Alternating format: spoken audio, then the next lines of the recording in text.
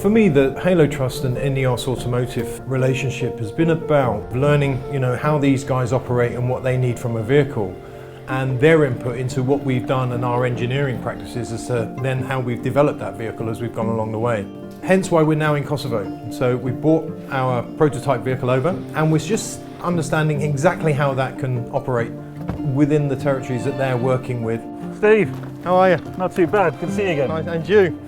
Welcome. Hi, Steve. Good to see you again. And you, how are you doing? Not too bad. Welcome to Kosovo. Thank you very much. So what we're going to do is we're going to go in and Wilco's going to give you a safety brief. Excellent. And then we'll get out on the road. Brilliant. Steve, welcome to Halo Kosovo. Thank you. Well, we have been working since 1999 to clear landmines and cluster set munitions. Yeah.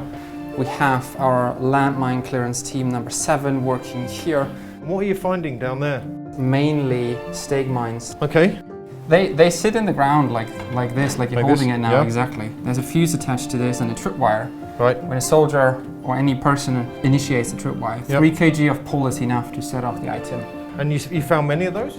Yes. Yeah. Wow. Yeah, hundreds. Since 1999, since we're clearing here, only Halo has found 4,600 landmines. And you found all these here, is it? Exactly.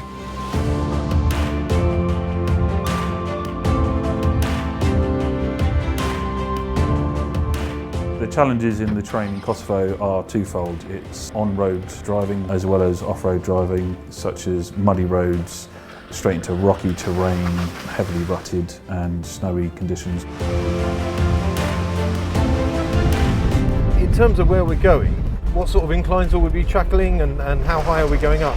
So on this outing, we're going to be going up to roughly about 1,400 metres. This is probably the normal sort of roads we would start to expect when we're getting closer to a task. The majority of Halo's light fleet vehicles are also ambulances. If there is an emergency that happens, it's key that the vehicle not only get there smoothly, but also quickly in a safe manner. The Grenadier showed some great colours. It was on-road driving, was very smooth and very controlled, and then it effortlessly moved into the off-road role without any issue. So today we've been out with the guys in a live environment and seen the terrain that they've gone through. And these guys are not operating on roads as we would know.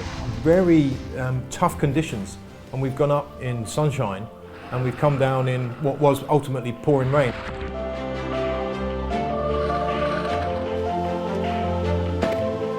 You can tell where we look to reliability. Yeah.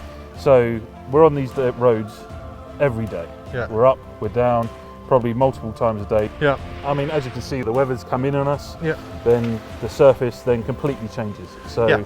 we had to go into low ratio Yep. to ensure that we weren't over braking, we weren't sliding and pushing the vehicle, which was fantastic. Yeah, so we've come down quite a steep incline. I've hardly used the brakes at all. Mm-hmm. Maybe dabbed them twice.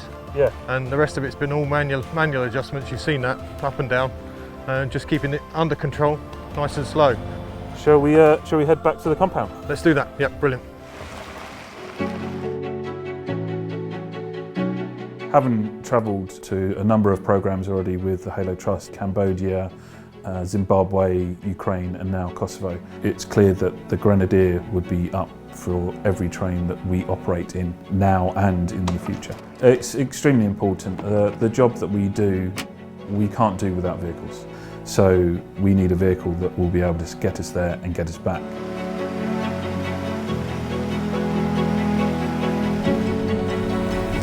Being out in Kosovo will allow me to then take some feedback to our engineers, how the vehicle's performed, the good points, and there's been many good points that we've seen, and then any tweaks and changes that we still have the opportunity to make.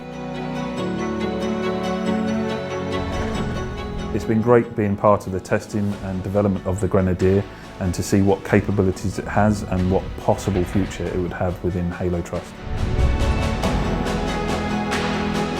Seeing the Halo Trust working in the live minefields, understanding what they are doing, how they're clearing these areas that then allow families to restart their lives. They've now been able to go and refarm their land, create their own produce, and from our point of view, if we can play a part in that with reliable, durable, credible vehicles that allow Halo to continue the great work that they're doing, then the partnership's working.